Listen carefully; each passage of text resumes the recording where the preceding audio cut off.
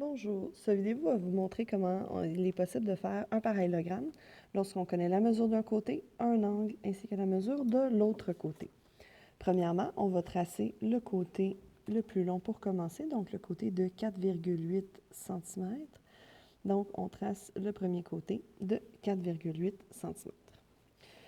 Une fois que le premier côté est tracé, on va venir tracer le premier angle de 50 degrés, donc à l'une des deux extrémités de ce côté-là. Donc, on trace l'angle de 50 degrés.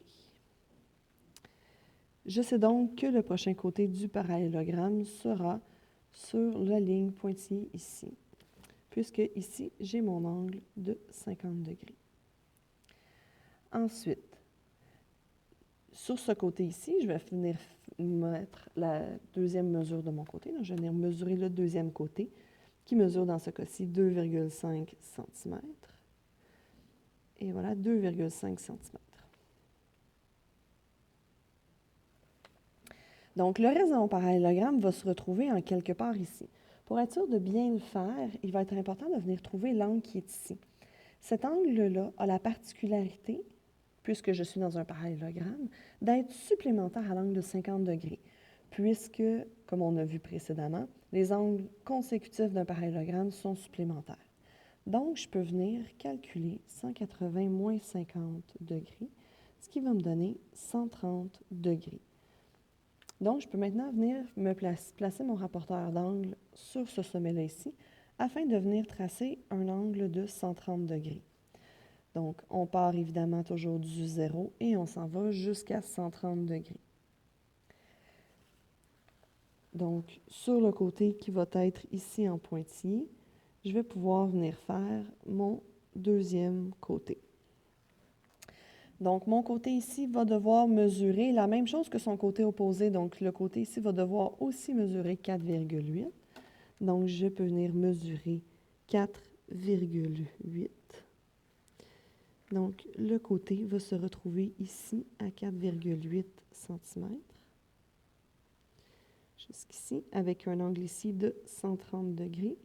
Et pour compléter le parallélogramme, il reste simplement à venir faire ici le dernier lien entre les deux côtés. Et je peux donc dire que j'ai ici le parallélogramme ABCD qui a été dessiné. Donc, A, B, C, D. Avec les parallélogrammes, ce qui est intéressant, c'est que je peux venir faire plusieurs types de figures qui sont aussi des parallélogrammes. Donc, par exemple, ici, le losange. Donc, le losange avec 4 cm et 35 degrés, si j'en fais simplement un croquis, donc, je vais avoir ici le losange. Je sais que chacun des côtés va mesurer 4 cm parce que dans un losange, les 4 côtés sont isométriques. Et c'est un parallélogramme. Donc, je sais qu'ici, l'angle est de 35 degrés et je suis capable de venir trouver ici la mesure de l'angle en utilisant la propriété qui nous dit que les angles consécutifs d'un parallélogramme sont supplémentaires. Donc, je vais être capable de trouver que ceci donne 145 degrés et c'est ce qui va me permettre d'avoir toutes les informations pour venir tracer le losange. Je pourrais aussi faire un rectangle de la même façon, puisque un rectangle, là, c'est 4 angles droits, donc on ne me donnera pas ces angles, mais je vais être capable de le faire aussi.